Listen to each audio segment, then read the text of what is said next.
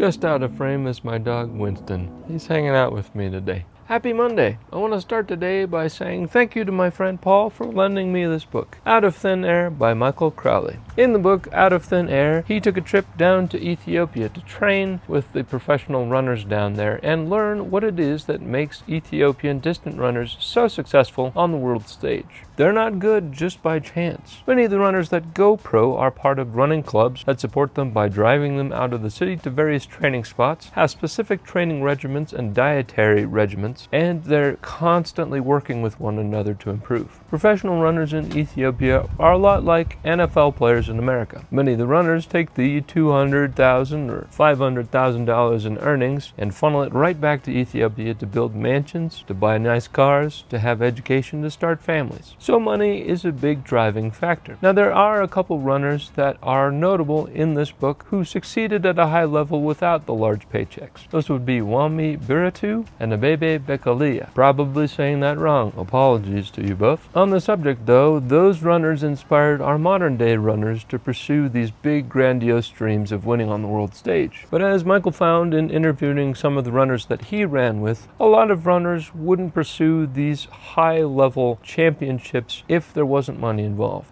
Now on the flip side, you also have to be good at running, and you also have to love running to put in the hours needed to succeed.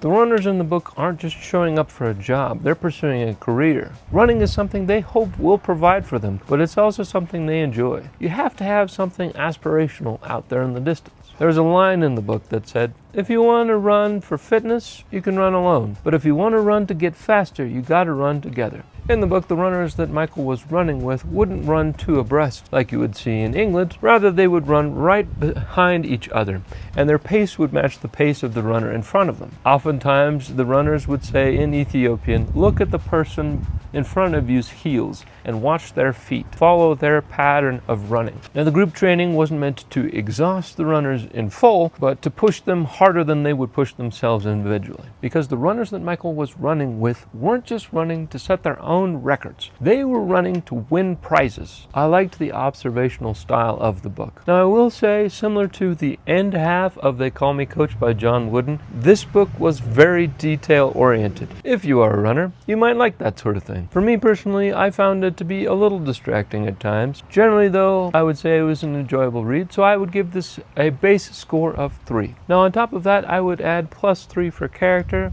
They were interesting characters. You can go and look up many of them online. They were unique, they were fun and enjoyable, and I just loved getting to know some of the runners that Michael was running with. Now, it's also a very well written story, so I'd add a 0.1 for that, and it's a very clean story, so I would add 0.3 for that component of the story. That would bring our total score today to 3.7 out of 5 stars. It's well worth a read, especially if you're into distance running. And with that said, thanks for watching, and I will see you again next week.